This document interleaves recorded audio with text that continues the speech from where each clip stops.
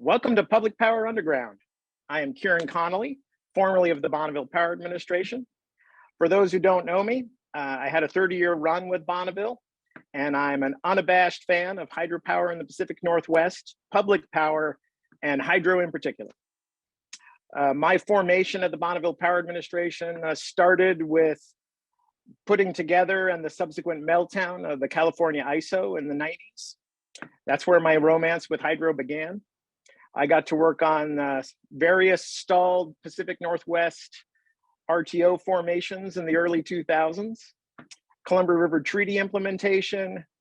Then I got into power operations, management of hydro assets, and federal legislation / negotiations / treaty arrangements between countries.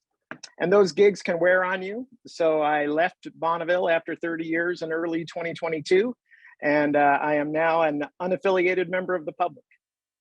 One of the things about the culture of the Bonneville Power Administration is we tend to be humble and honestly, take it as a badge of honor to have a lack of appearances in the media.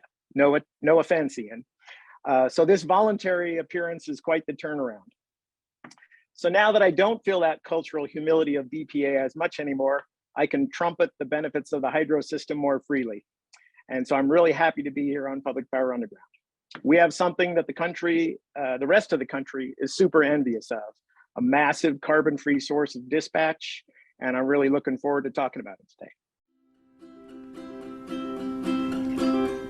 We started in hard times to bring us all into the laughter through thick and through thin, for public power enthusiasts without and within. Roll on, enthusiasts, roll on. Roll on, enthusiasts, roll on. Roll on, enthusiasts, roll on. We're likely recruiting you to come and join on. Roll on, enthusiasts, roll on. We bring in some people. I'm Paul Dockery. I'm Ian Bledsoe. And I'm Abigail Sawyer. Joining as this week's celebrity guest star is Kieran Connolly with a wonderful opening monologue. Welcome to the 5th season of Public Power Underground, Kieran. Thank you. This is a great way to start the season, talking about the value and benefits of the federal hydro system.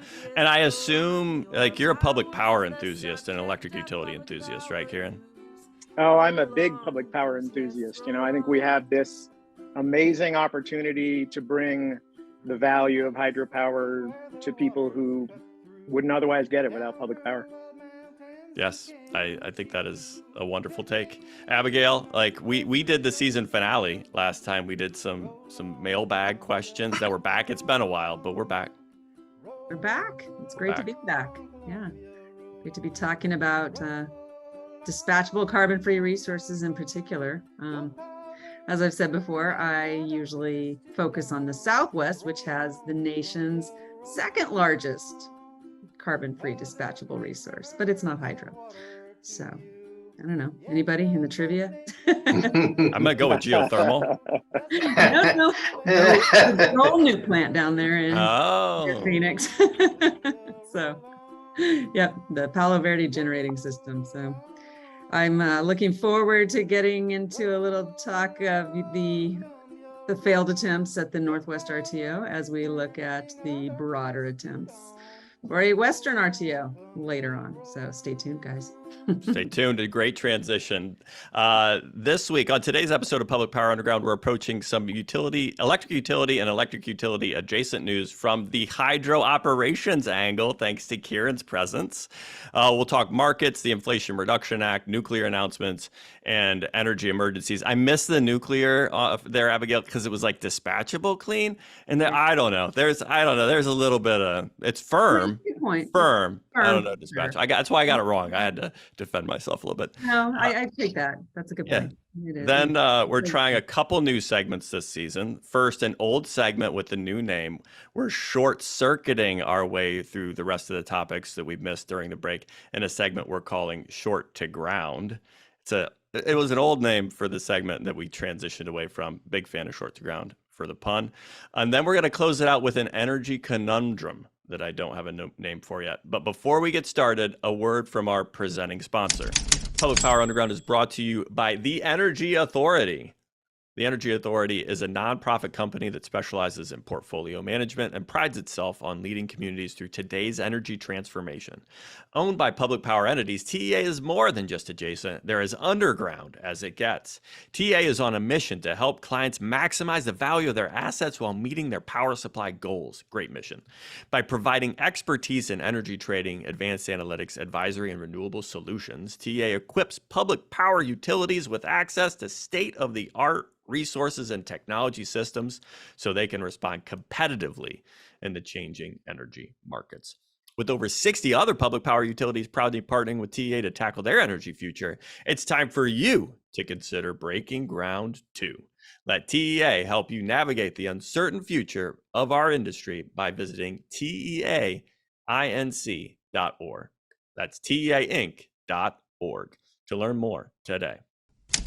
This season, we're changing up and we're starting with Public Power Desktop, where we close out some browser tabs of energy and energy adjacent news. You got the first story brief. Take it away, Abigail. Alrighty, the Southwest Power Pool released its draft Markets Plus service offering on September 30th. The Regional Transmission Organization plans to release a final version later this year and have utilities and other entities commit in early 2023 to fund the next development phase. So far, 12 entities have committed to supporting the next phase, and they're in two pockets, one in the Northwest and another in Arizona. They are BPA, Avista, Chelan, and Grant County PUDs, PowerX, Puget Sound Energy, and Tacoma Power in the Northwest. And in Arizona, Arizona Electric Power Cooperative, Arizona Public Service, Salt River Project, and Tucson Electric Power. Other major news out of SPP's market initiative in the West is the hiring of Carrie Simpson as its Director of Western Services Development. Also, markets related in the West, CAISO, the California Independent System Operator, is continuing to develop its extended day-ahead market initiative. CAISO released its draft final proposal for extended day-ahead markets on October 26th. An in-person meeting to discuss the proposal is scheduled for November 14th. The expectation is that the CAISO extended day-ahead market will launch in 2024, and SPP's Markets Plus offering will launch in 2026. Dan Catchpole covered SPP's release of its Markets Plus draft service offering for clearing up and California energy markets. To learn more, you can find a link in the show notes. Kieran, can you speak to market participation's impact on hydro generation and what evolution into a centrally dispatched market means for a hydro-centric region? Yeah, I think hydro both loves and hates the central dispatch model. On the love side, because hydro typically is so much more responsive and flexible just inherently as a form of resource than other forms of resource, it performs really well in central dispatch models.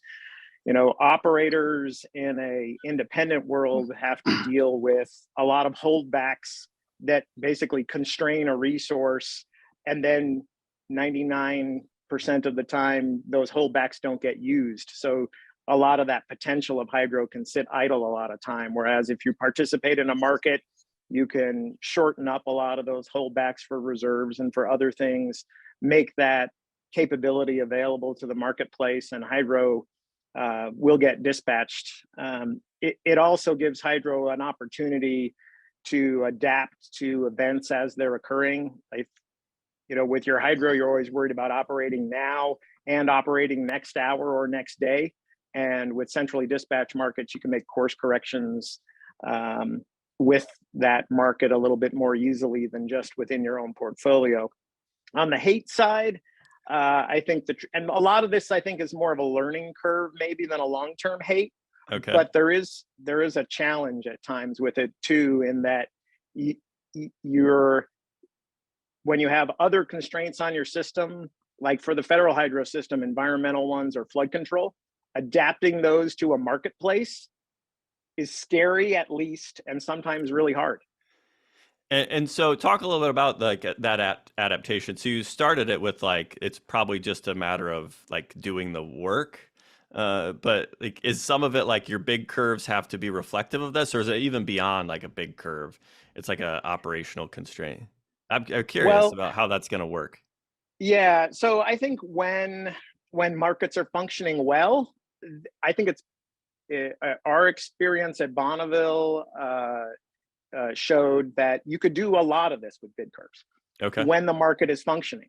But when the market starts to crack, and markets do crack, they get slammed against a roof or a ceiling, right? And then they don't perform as well. And I think that's when, at least as a hydro operator, you get nervous about are my resources going to get either drawn on or get pinned against a wall, in which case you're in sort of a must offer an unlimited price situation, or a getting sucked out and you have no more ability to stop that from happening. And again, particularly if you've got constraints you're up against, how do you protect your system, because the pain can build over time with a hydro system, right? Because that battery capability can either be overloaded or drawn down. I'm trying to think a little bit about that kind of lesson. And so other RTOs have some hydro resources within them. I'm specifically like WAPA participates in the Southwest Power Pool. How different or similar is that lesson learned to what Bonneville is up against in ours?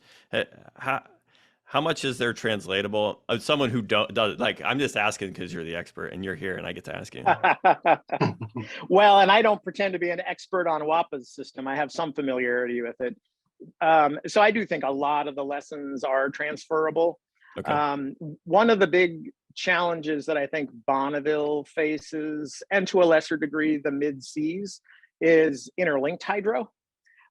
Because we've spent decades figuring out how to maximize the release of water from Grand Coulee to also make use of it at John Day and at Bonneville. And the mid-seas do the same thing within the mid-sea reach. And now you have this other optimization that's going on that's independent of that, right? That's a market optimization of a whole lot of resources. You want to benefit from that as well, but you don't want to give up the benefits of interlinked hydro as well.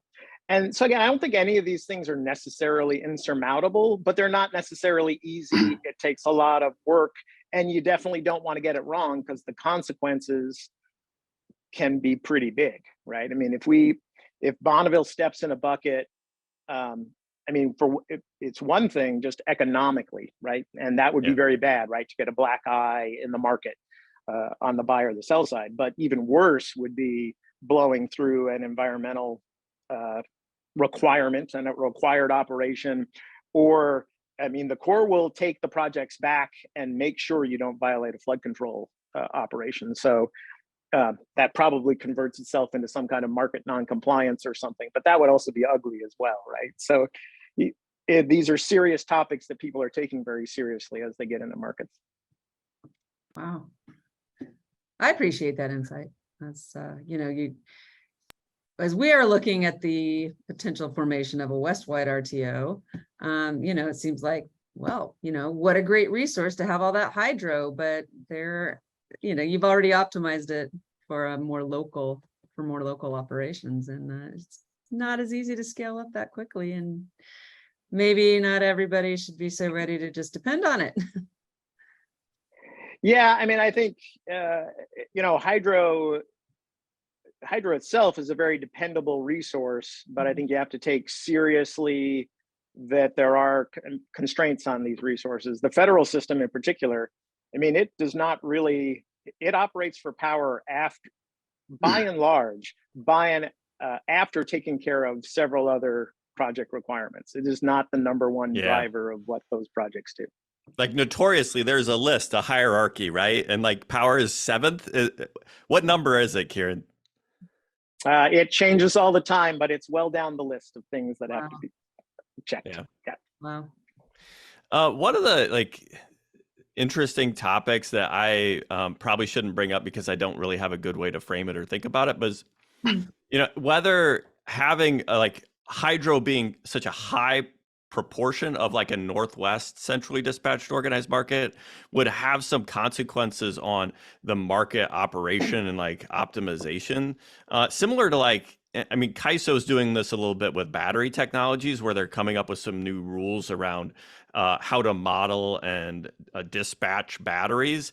And in some ways, hydro is just a longer duration battery that has this opportunity cost built in. And how much work there did Bonneville do, or were you working on to kind of communicate to these market operators the value, that opportunity, how it's a limited fuel, but you can move it? Because that does seem like it's a different paradigm than a natural gas plant. Not unique though. I mean, California has hydro facilities that have that same capability. Is that new, or is that something that's already been kind of dealt with satisfactorily? No, it was a big part of Bonneville's conversations with California about joining the EIM. And I think it's even more important as you get into more forward markets like these day-ahead proposals, and a full-formed RTO would bring more challenges with it as well. The EIM is probably the simplest version because it really is that very short-term market, and you can do other things with your hydro outside of that to adjust and deal with issues coming up from your participation. The more forward markets you get in, the more you get into this question of hydro has this battery component, as you said, associated with it. But it's also not a battery component that is based on perfect knowledge, right? Because you got inflow uncertainties and all these other things that we're constantly working to improve forecasting on. And so that whole question of the opportunity value of that storage, how to both tap it from a market perspective. It's kind of like for Bonneville, it's hard for us to get our heads around. There's a lot of anxiety, I think, from markets about also potential market manipulation with that. And, when you're part of the federal government, the idea of manipulating markets is so foreign because there's no payoff for it and only punishment. So, but on the other hand, you can understand it intellectually, right? That's a concern. So. Yeah, so is a lot of that conversation in the formation of markets on the opportunity cost to the Department of Market Monitoring? Is that kind of who you're trying to make sure you comply with, develop rules and comply with rules to make sure that it's not, that you aren't, I don't know, you aren't a bad actor in the market. You're just trying to leverage your resources. Yeah, as an operator, it was more the trading floor side folks at Bonneville that had those conversations. But yes, definitely the market monitor was someone that Bonneville was engaging with. It's also just the folks at the CAISO who are actually designing the market itself, right? To make sure, we understood what tools were there for us to use, and they understood the conundrums that we were trying to solve, because we've done a lot of thinking about how to get the most out of this interlinked hydro system. So when we can explain that to the folks who are designing the market, they can say, oh, well, you could, replicate that over here, which the market monitor folks wouldn't necessarily know that, right? Or they'd say, oh, yeah, that's something we haven't run into before. And then we could sit down together and try to figure out, is there some way to solve that? Yeah, opportunity-based resources and linked resources are kind of two new angles here. I hadn't really thought too much about the linked nature of the federal system. Really cool. Ian, did you have anything to add, or should we hit to the next one? I think we're ready. Okay, let's do the next story. On August 16th, President Joe Biden signed into law the Inflation Reduction Act, which we have officially been instructed to refer to as IRA, not the IRA, which includes energy and climate tax incentive and spending provisions totaling nearly $370 billion. The new law, for the first time, allows direct payment of production tax credits and investment tax credits, nonprofit electric utilities deploying renewable resources and energy storage, as well as tax incentives for other technologies, including nuclear power, carbon capture, and hydrogen production. For entire podcasts about the contents of the law, Paul recommends David Roberts' podcast called Volts. He had a long discussion with Princeton professor Jesse Jenkins and UC Santa Barbara professor Leah Stokes about the bill right before it passed, and a two-part episode going over the bill in deep detail with Jesse Jenkins afterward. This law is expected to accelerate the energy transition, onshore manufacturing and mining of critical components of clean energy technologies, and invest in communities impacted by the transition from fossil fuels. For coverage of the Inflation Reduction Act by News Data, you can find links to coverage by Jim DePeso and Abigail Sawyer in the show notes.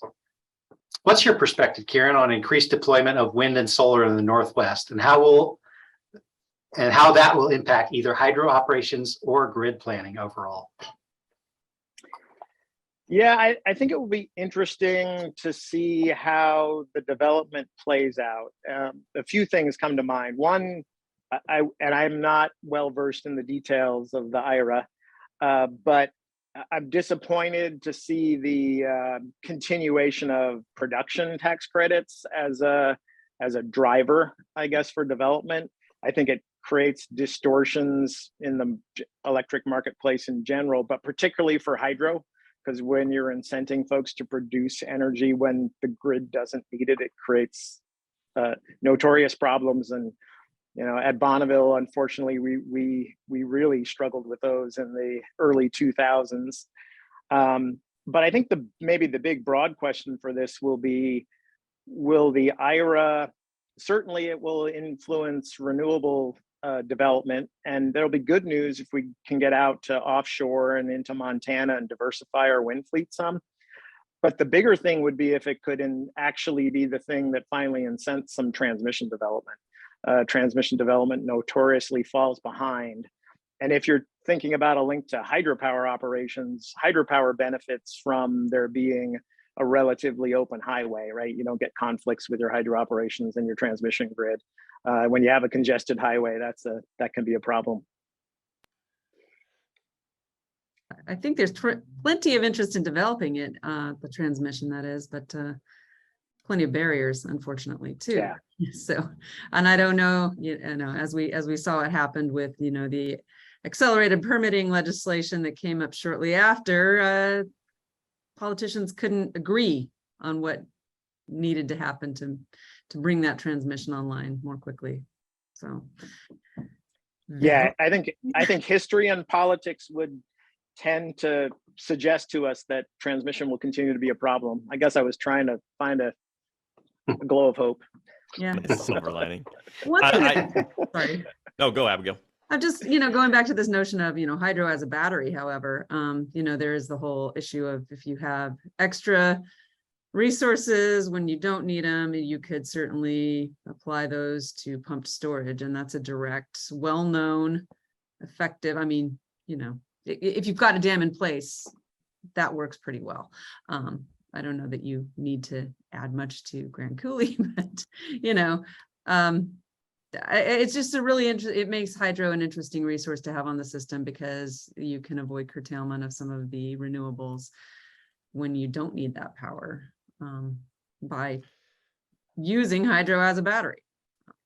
Yeah, but I think on the Columbia, the trick is our storage relative to just our water is very, very small. So our ability to store excess renewables, it's there, but it's limited, and we've seen it get overwhelmed. I could see that probably is not the best candidate for that. So, but so there is some history, right? You mentioned the production tax credit has this incentive where you end up with negative price power, especially when a bunch of wind is blowing and the sun's out. And we're seeing it now in the CAISO, and by participating in the energy imbalance market, you actually can do some on-peak, off-peak arbitrage with the federal system. Is actually pretty well suited to that kind of on-peak, off-peak.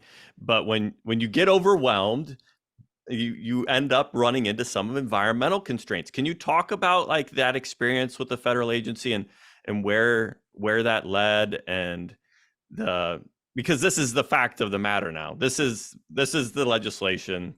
It's there. There's some great arguments about why the production tax credit is a good way for a policy perspective to get a coalition moving. But could you talk a little bit about where's the opportunity there? Where's the opportunity with all those renewables in the federal system? Is it focusing on transmission development, or is it just kind of gutting it out? Yeah, well, so I do think, right? I mean, hydro forever has basically utilized fuel arbitrage Right. itself, right? I mean, that's why, natural gas typically is the marginal market setter, and then hydro will worry about what it thinks electricity prices are going to be tomorrow versus today, and decide whether or not to store in the battery or discharge from the battery. Yep. In simple terms, and wind then plays into that the same way. If there's too much wind on the system, hydro will try to soak it up if it can, and it will discharge if that wind isn't blowing. I think there will be continued opportunities on the transmission side for, Bonneville as a federal agency and for the IOUs to develop their transmission systems to help support that wind development. I think the challenge we've had in the Northwest, and this is, if you had an RTO, you can put this problem under the table, but we can't get to an RTO because people are worried about who's going to pay more for transmission going forward. And, is it the makers of the energy or the consumers of the energy that get to pay for the new transmission line? Seems to be the unanswered question that has plagued us in the West forever. Yep. So I, on the transmission side, I listened to a hopeful podcast. The Catalyst with Shale Khan had a wonderful episode that talked about like new technologies and the technology deployments in high voltage transmission, which may be hopeful. There is, to your point, Kieran, it would be nice to see some federal legislation to invest more in transmission technologies. There's a lot of grant funding available and some loan office funding through the Infrastructure Investment and Jobs Act that IRA doesn't have. I don't think it has much by way of transmission incentives, as I recall. Though now that I've said that, I'll get corrected. Send me that. Yeah, correct me on Twitter @PowerManager. Happy to hear it. Anything else on kind of the IRA and hydro operations, nuclear? Hey, we've been talking about solar and wind. Is it a bigger deal for hydro operations that nuclear has this production tax credit and maybe would be like, you talk about wind and solar, those ebb and flow. There's no arbitrage opportunity on nuclear. That's just going to run all the time. Or I have that wrong? Well, I think you're right historically, but we have increasingly seen large station nuclear plants cycle their operations.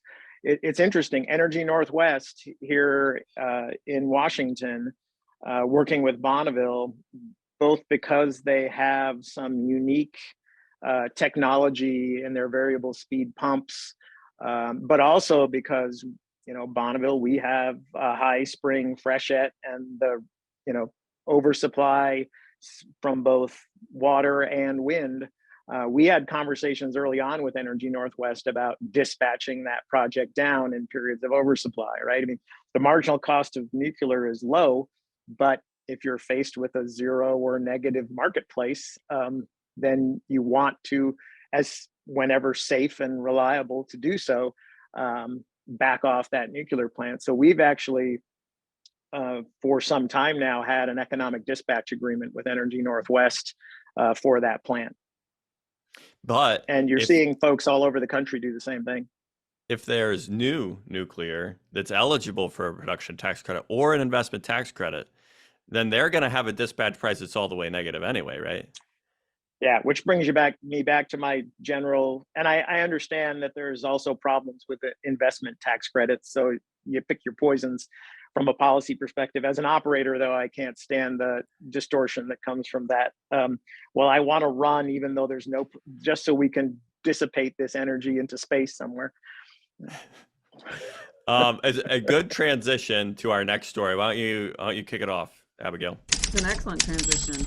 According to a joint press release on October 27th, PacifiCorp and TerraPower will study the feasibility of deploying up to 5 more of TerraPower's Natrium small modular reactors and storage systems in PacifiCorp's territory by 2035.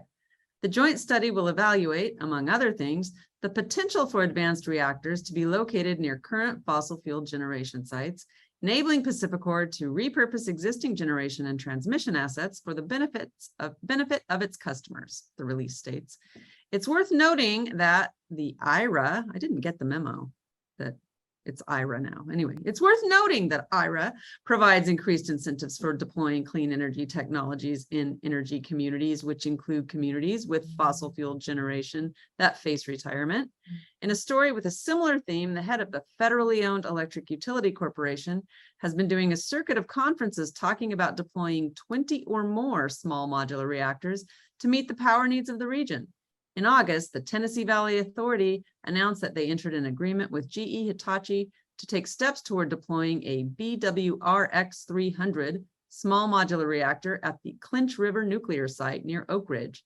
And more recently, the president of TVA, Jeff Lyash, has spoken about the need to expand nuclear to meet decarbonization goals, and that the utility's initial efforts to build small modular reactors near Oak Ridge will serve as a model to construct more than a dozen such reactors in TVA's 7-state region. For stories about Pacificorp's partnership with TerraPower, you can read Steve Ernst's coverage in Clearing Up. To learn more about TVA's nuclear program and where it's headed, we'll have a link in the show notes. Let's start with your thoughts on SMRs in a hydro-dominated region like the Pacific Northwest, Kieran. Well, I think the electric industry's big problem right now is how to get carbon-free dispatchable capacity. And even in the Pacific Northwest, if we want to get to carbon zero, and particularly if we want to electrify, we're going to need help along with the hydro system here as well. So I think some technology is coming. SMRs kind of look like the leader in the clubhouse at the moment because now there's regulatory hurdles, and it seems like everything, right? We talked momentarily before about pump storage hydro, which is another proven technology. But all of these things between regulatory requirements and lawsuits probably have a 10-year lead time on them, which is going to scare any investor. But we're going to have to do something if we're going to keep the electric grid up. So I think the interesting thing in the Pacific Northwest is if you look at the geography and you say, gosh, where you would like to build SMRs, and then where you probably politically can build them, are probably not the same places. So that's an interesting grid planning problem for folks to solve. So INL is not an optimal location for an SMR from. Well, I mean, I would say Seattle and Portland might be ideal locations, but I'd say Idaho and Utah are more likely if they get built. So I'm curious on like your takes of like energy technologies that would meet this like clean, flexible, firm. Some combination of words like that seem to make the most sense. So where are you at on like SMRs versus geothermal versus just give me more transmission and let's diversify kind of the geography of these other types of more, quite frankly, solar and wind are they're not they're easier to deploy. Well, that's I think a good framing for solar and wind. Right. Yeah. I would say, first of all, I don't think geothermal, I think that's going to be a niche case, right? I mean, it's availability. We got to get you listening to some more podcasts, Kieran. There's whole like, it's like the what's the advanced drilling technologies for like fracking and stuff, like deploying those so you can have geothermal anywhere is like a thing. It's a thing. I missed the other technology angle, which is long duration storage, like the iron air battery. Yeah. I'm just throwing more at you, Kieran. Throwing more at you. Yeah. I at least, and I will admit my geothermal history is more looking backwards and hearing about a lot of dry holes. But in my discussions, at least at the time I was with Bonneville at DOE, there was nobody running around saying long duration batteries are just around the corner. They were still very theoretical and not commercially viable. And so I think it leaves you with things like, I mean, SMRs probably, based on what I've seen there, that looks like the technology's there. It's the matter of, is there a regulatory construct and the political will to build them. And that's really what the other big technologies come down to too. I mean, I think there's if you were simply to look at it on an engineering basis, there's a role for pump storage hydro. I don't think we're going to do that in the meaningful quantities either, because I think the legal, regulatory, political risk is too high. And also, isn't there just the kind of geographic niche is almost the same as geothermal for pump hydro, right? You need a big elevation changes where you can put water and some up. Like you can't, like, it's not modular. It's not modular. Right. Yeah. Yep. No, you're right. I wrote initially a punchline question for you of whether the TVA proposal was a whoopsie or a doozy. Like a play on whoopsie daisies. And I'm gonna show you where I came from. Do you know where the term doozy comes from? Like it's a doozy? Because I do. I don't. Okay, so the Duesenberg automobile was like a premium, top of the line automobile in like the 20s and 30s, and the Duesenberg was always that was their advertising. It's a doozy, and Auburn, Indiana, was just like 30 minutes, 20 minutes from where I grew up, and the Auburn Core Duesenberg Museum, my grandfather volunteered at after his retirement. That's the story of doozy. So, with the background, is this a whoopsie or a doozy to have 20 SMRs? If Bonneville were proposing this, would we be very worried about a whoopsie situation here? Well, first of all, I think TVA is very good at getting deals where the risk to TVA's customers are relatively low. So I'd say I'd lean doozy. And I think if that sort of opportunity presented itself in the Bonneville system, I would say the same thing, I think. Because I think we are going to need more dispatchable capacity in this region. The odds are we're going to continue down the solar wind path, and that's going to lead to lots of opportunities for folks who have the dispatchable capacity, because that's the only way you're going to keep the lights on. Yep. Well, that or really painful feathering / solar dumping events. It's not the most efficient outcome, probably. Like not the least cost opportunity for serving the needs of your load.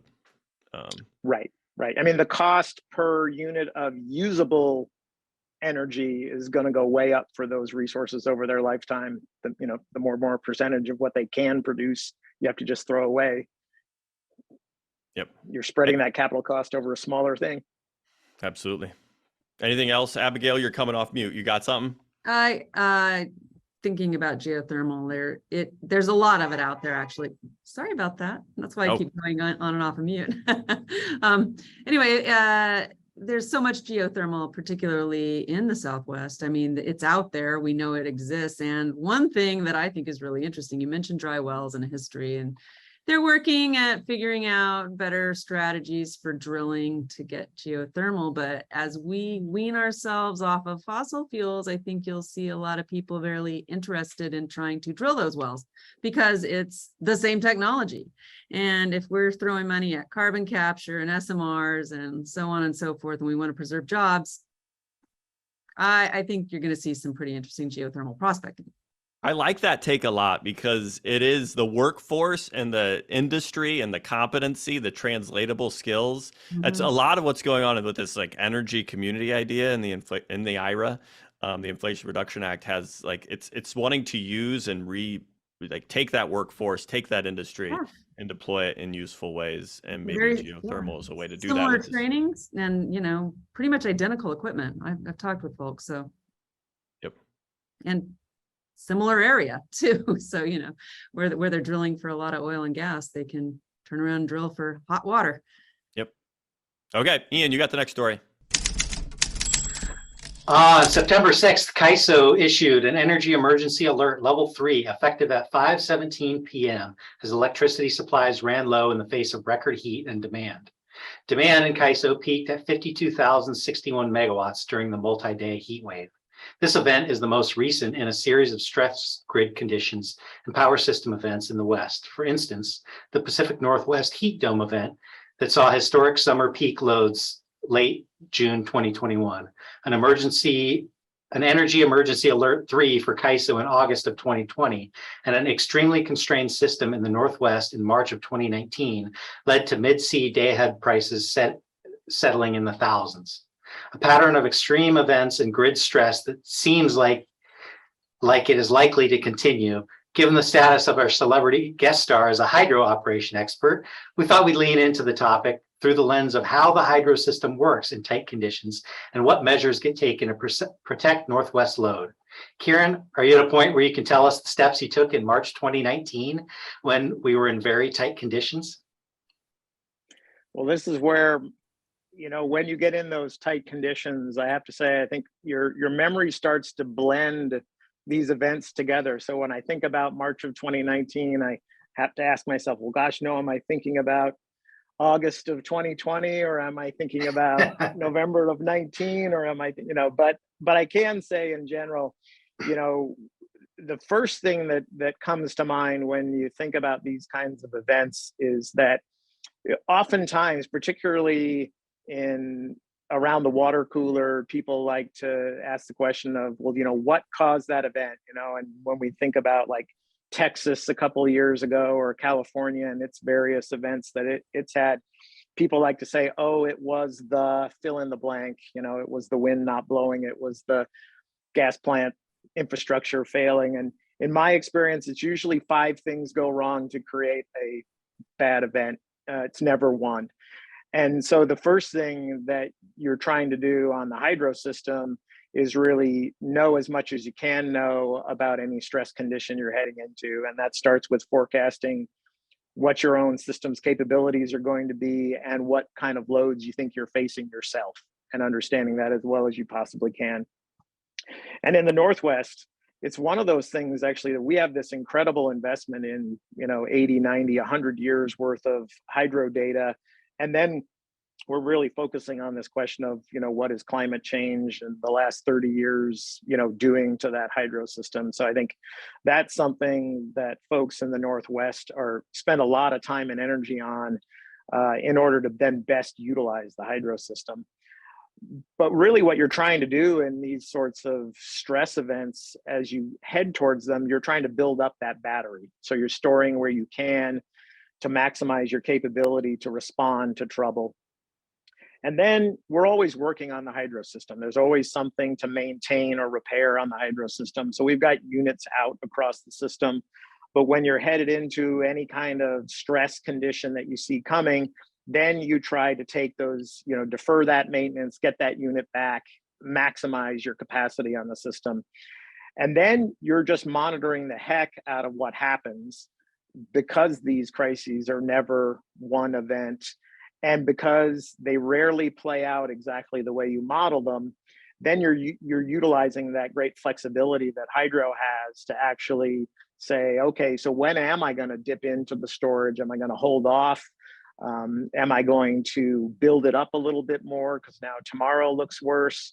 And so you have to have folks, we have folks that work 24/7, rolling water downhill through all those bathtubs. And it really takes a creative mindset to have people in those positions that can basically adapt the plan on the fly, feed that back to our short-term planners, who have to be creative folks who are then adapting a plan as well for the next day and the week after that, and keep that feedback loop going all the time. So, those are really the steps, though. It's plan, gather as much data as you possibly can, and react on a constant cycle basis. And because of the kind of interconnected nature of the dams, like you do have to make decisions, I assume, days in advance, or maybe not days, but in advance of the event, right? Whatever the forecasted event is, to make sure you're positioned right. That's right. Is that part of what you're doing? Yeah, no, that's correct. I mean, it takes multiple days for water to get from Grand Coulee to Bonneville. And so I'm going to loop this back to kind of, in an organized market where you're an opportunity-based resource, like the kind of day ahead planning, right, for tight conditions and stuff. Is it going to be better in something like a centrally dispatched market where there's more market intel on what's coming ahead? Because they do run these, run the market for future days to give some signals. Is that going to be better to understand tight conditions, or will it have negative impacts because of constraints because of market monitoring? I think the hope is it'll be better. I think in some way, I mean, obviously you're going to have to meet the kind of tests that the market has that says, hey, you're bringing your share of resources to the party and not just leaning all over markets. But on the other hand, in some ways, the market, within reason, is freeing, and that you can operate your resources to how you want to operate them, instead of just simply looking at, here are my loads and my resources.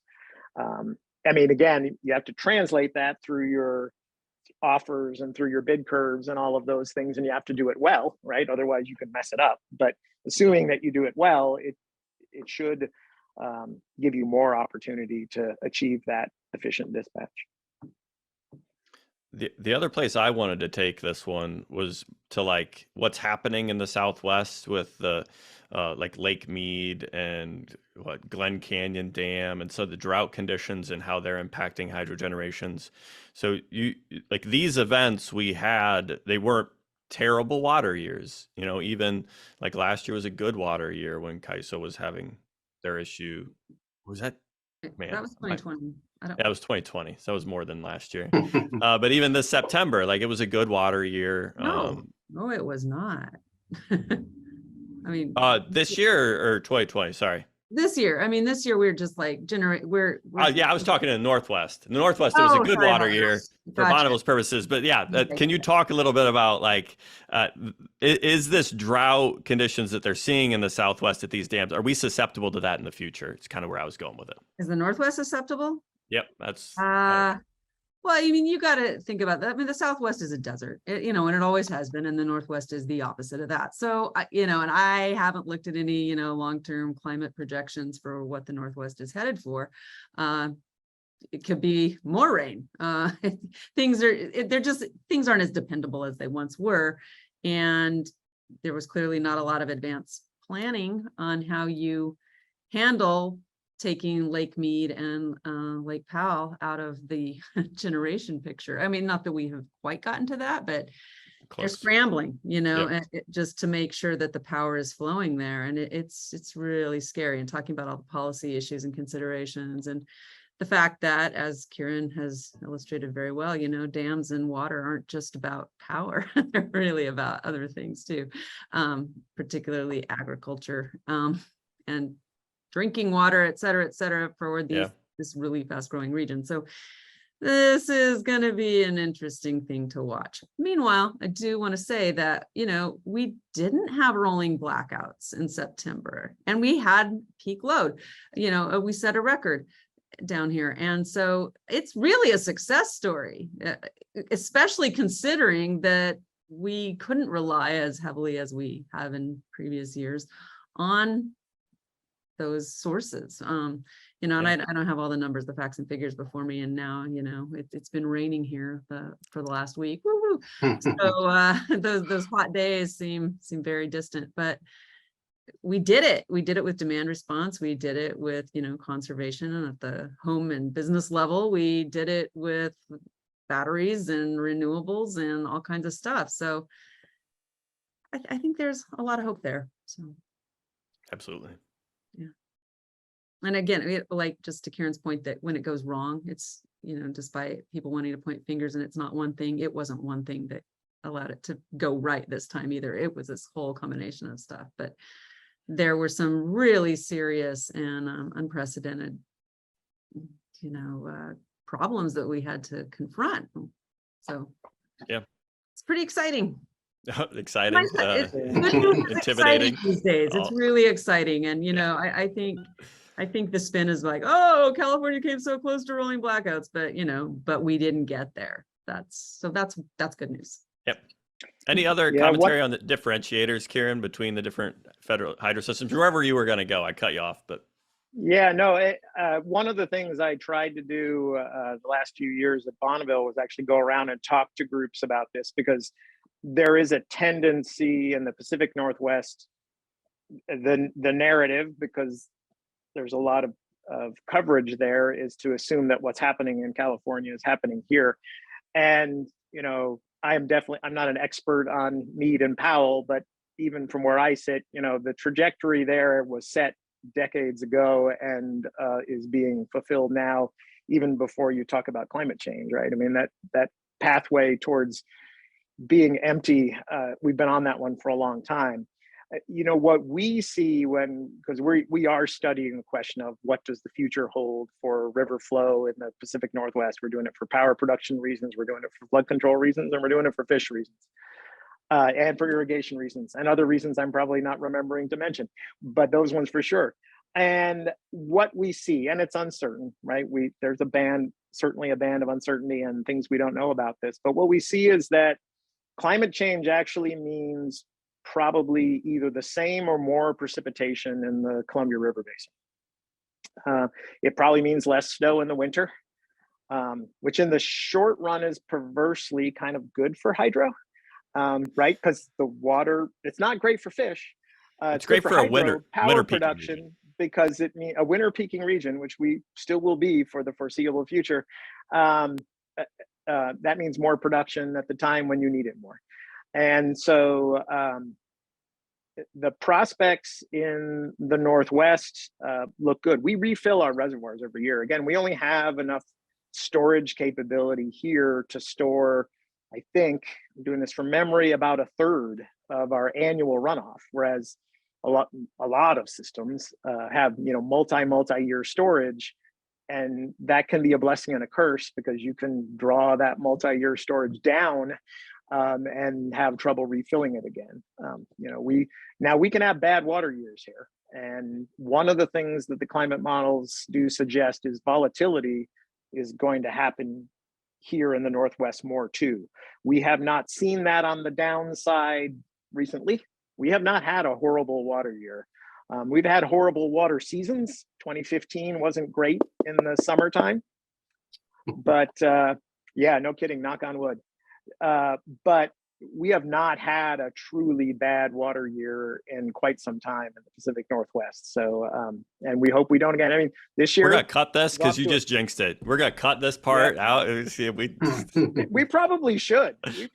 Although I'm not in the position of running Bonneville's operations anymore. So, you know, all I have to do now is worry about keeping my own lights on. Some of us still got to work and still got to deal with this stuff, Kieran. You aren't the only one. And I might want to do it again someday. So, there you go. I think that's a good conversation. Ian, anything to add on that one? I got nothing. I called you in so late. You didn't get to prep at all. I'm sorry, man. All right, I think we're going to take a quick break. And when we come back, we're going to close out the episode with 2 more segments. I wrote this wrong. You'll notice some of my writing is a little bit rusty.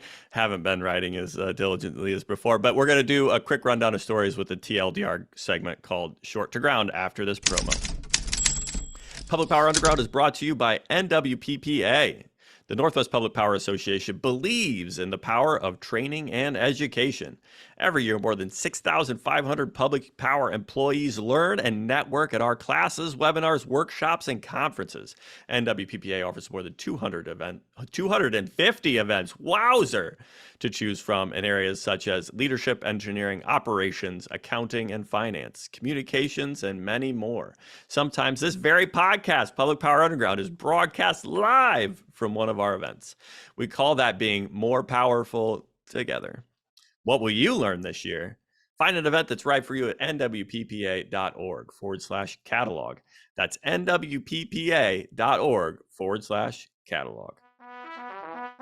This is Short to Ground, a segment where we blow a fuse covering the news. I'm Paul Dockery. And I'm Kieran Connolly. And we're shorting to ground. SPP membership elected Steve Wright, former head of BPA and Chelan County PUD, to be on its board of directors. And the Western Power Pool Board of Directors approved a slate of nominees who would serve on the group's new independent board of directors. WPP board chairperson Bill Drummond is the current board member selected to serve with the new directors. Susan Ackerman, Michelle Bertolino, Doug Howe, and Andrew Ott. A couple friends of the underground on there. Susan Ackerman and Michelle Bertolino have both been on Public Power Underground. Arizona's second largest utility, Salt River Project, plans to bring 340 megawatts of grid-charged battery storage online by summer 2024 and has increased the capacity originally sought in a 2021 request for proposals.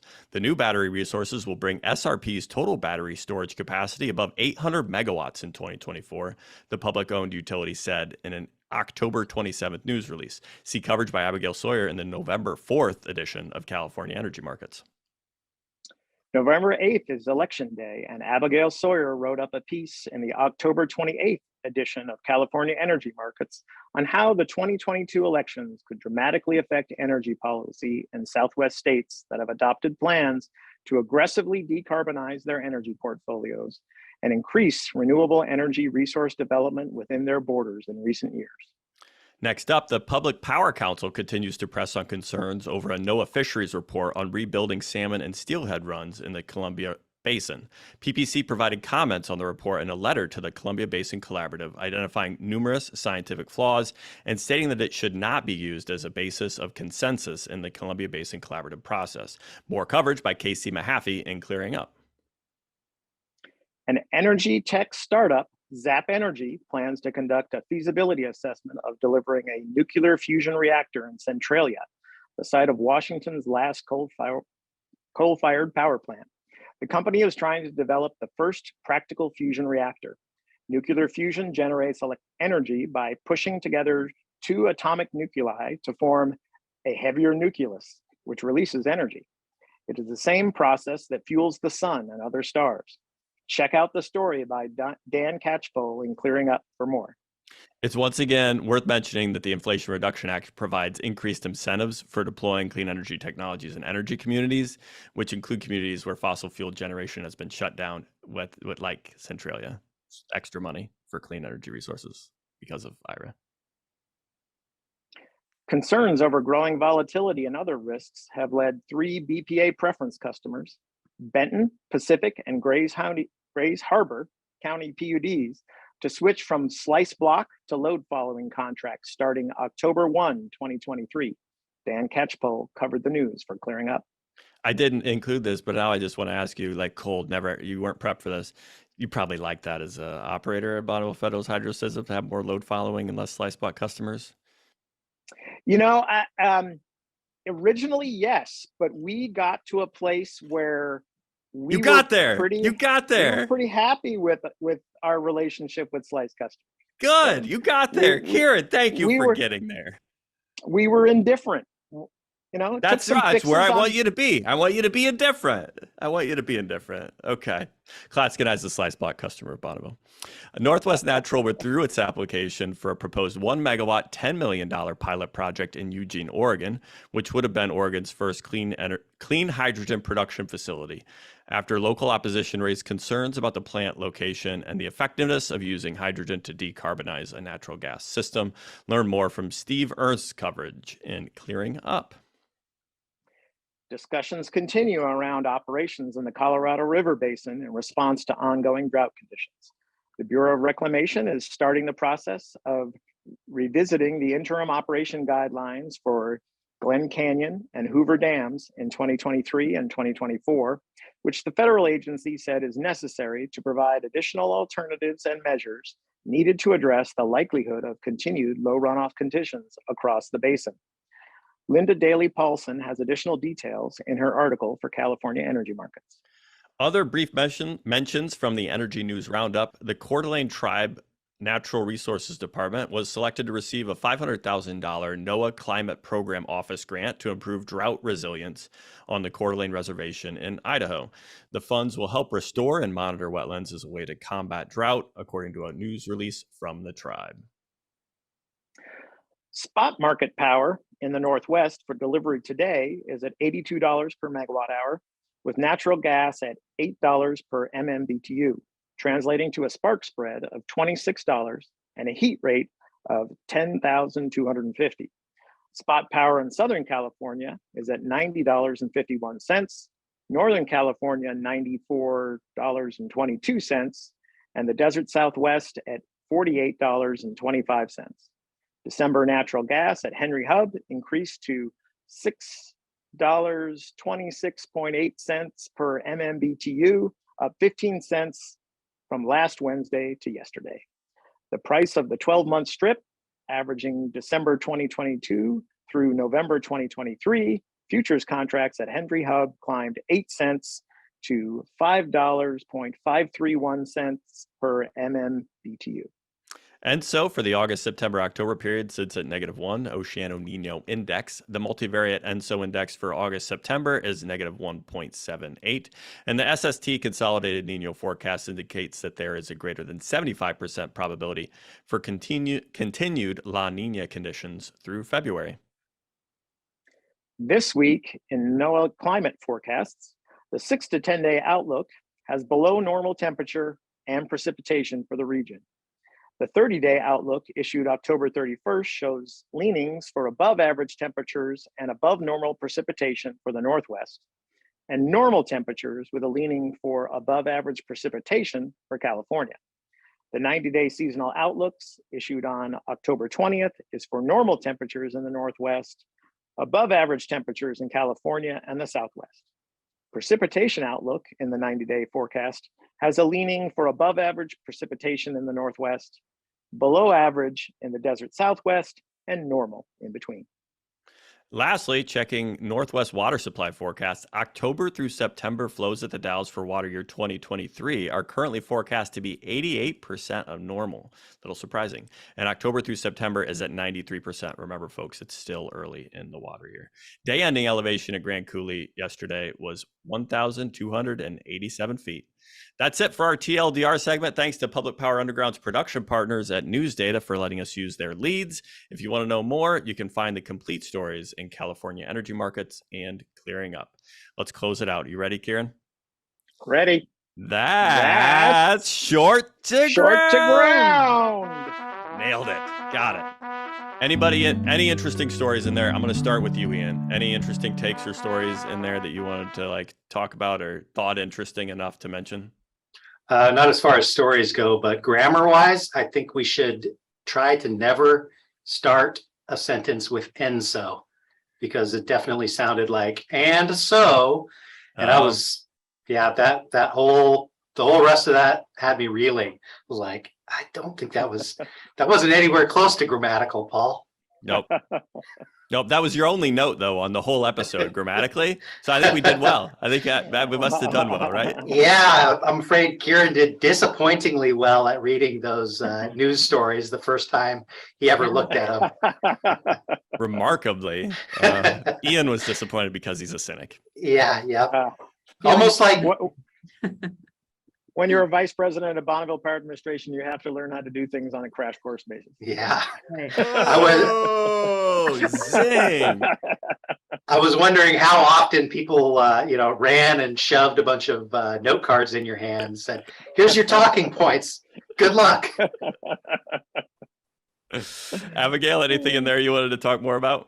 Oh, well, I can always talk about my stories. So please do promote some stuff. Promote crap. What's lost in the battery storage issue and for Salt River project that they are putting up 340 megawatts by 2024 is that this is slightly in response to what they didn't get out of state regulators in trying to expand natural gas peaking capacity in their territory. And as a public power entity, they're not normally subject to regulatory oversight. However, for power plant siting, they are, and they tried 3 times to massively expand a peaking plant. And for all sorts of reasons, which you could go to California energy markets and read about, a lot of them environmental justice related, they didn't win. So this is why they're expanding the RFP and looking for more battery resources. So it's really going to be an interesting ride. And again, there was also mention of my story regarding the election coverage. So we'll know more tomorrow about what's likely to happen in Arizona and elsewhere in the Southwest, but particularly in Arizona, which unique among the Southwestern states, well, not quite if you considering Utah. There is no big RPS standard and decarbonization goal, but a flip from the Republicans to the Democrats on the Arizona Corporation Commission, which is still an elected body, a 5-member elected body, could see that change. So all eyes on Arizona for energy reasons and others as well. So one follow-up on that. So where is the SRP natural gas peakers? Is it dead? Is it, no, that's the wrong word. Well, is it done? Done is is it a better done? word. Good question. Well, they were trying to put 16 peakers in, and right. What was left out of the whole argument is, well, they'd already bought 8. So yeah, they're holding on to those, and they found a place for 1 so far.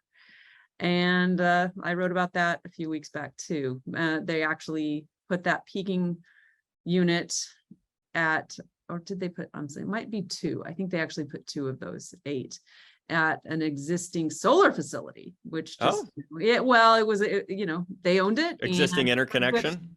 Yeah, exactly. So they have a place for 2 of them, which that's an interesting new angle. So it's the Copper Crossing Solar Facility, I think has now become the Copper Crossing Energy Research Facility, something like that, in Arizona. So, but they had planned to put them at the Coolidge Generating Station, which is in an historically Black community called Randolph, where a bunch of folks who migrated from Oklahoma during the Dust Bowl and weren't allowed to buy homes or move into Phoenix set up their community and are now wanting to not just be the place where everybody dumps their noisy natural gas peaking facilities. So, they won in the end so far. I'll do one thing before we, because it's a good little segue there. So Northwest Naturals project, we actually covered some of that. We talked to a Northwest Natural person, Chris Craker, on our podcast, and Matt was there. And this project was proposed at EWEB's on some land by EWEB.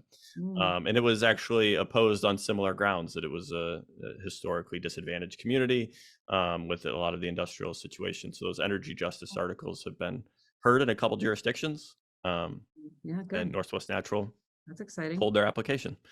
I'll transition to you, Kieran. What any stories in there on your first read through you found interesting? You go click on the article and maybe read some more. Well, one thing that I think you noted it, Paul, when you were going through it, that jumped out at me a little bit. My guess is it's probably simply related to October itself being dry. I was surprised that the forecast was 88% of normal for the water year. The full water year, because with La Nina being in the news, and I was sort of expecting it. And plus, it is early. It is extremely.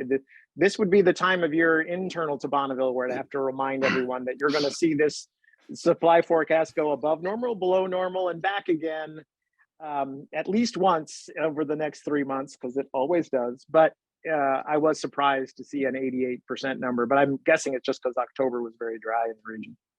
Yeah, October was really nice and warm and dry. Go ahead, Ian. Oh, the weird thing, I did a hydro forecast update last week, and last week it was like 90%. So something since then has done 2% to it, but it wasn't particularly dry this weekend. So no, yeah. It was not. It was not particularly dry. In my experience, it was not very dry. Yeah. I didn't look at a regional precip indicator, but yeah, my house is soaking wet. Yeah, so okay, let's transition to the next one. For the season 4 finale, Public Power Underground solicited mailbag questions from listeners. One such submission was from Therese Hampton, who passed away on September 30th after a bicycling accident.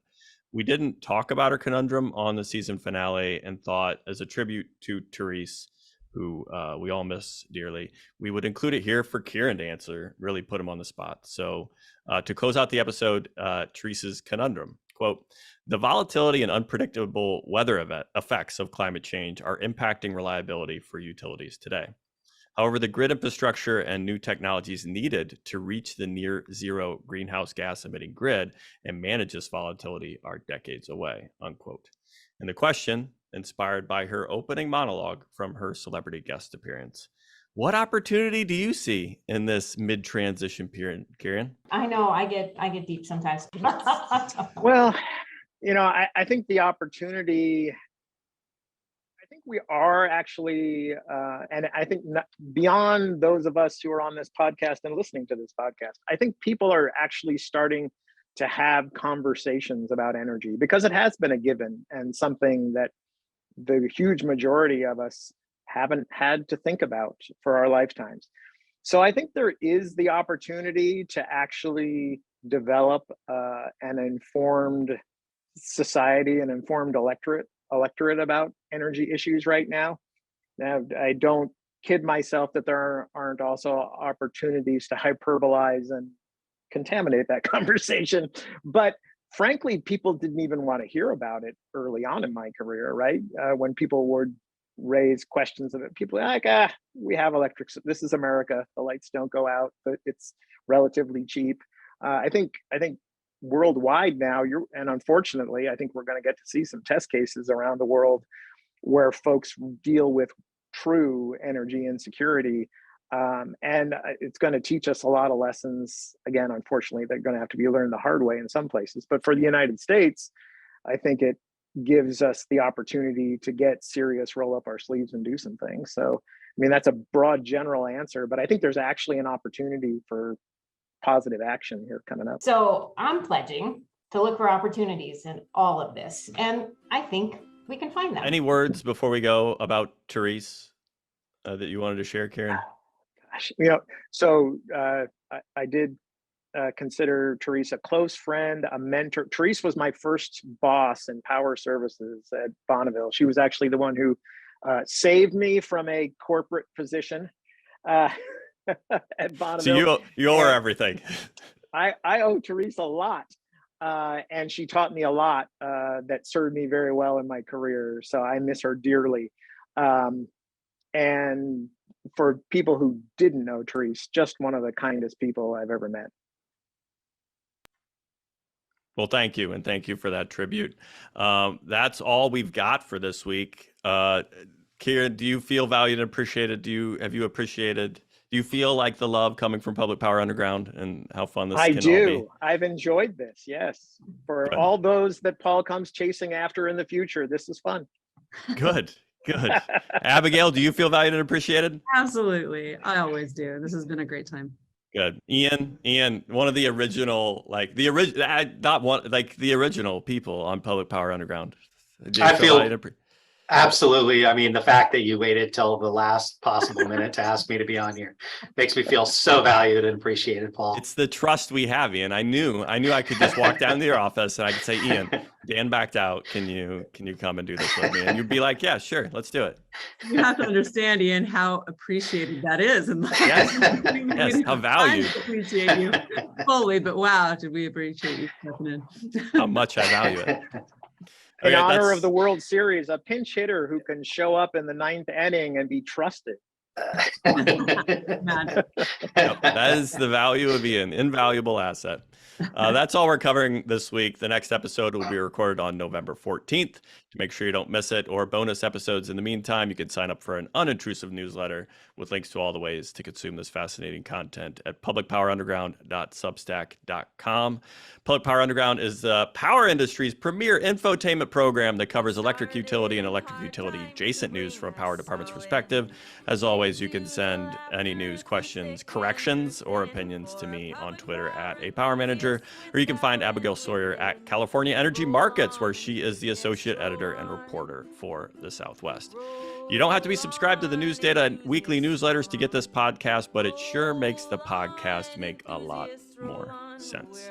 Public Power Underground for electric utility enthusiasts. Public Power Underground, it's work to watch.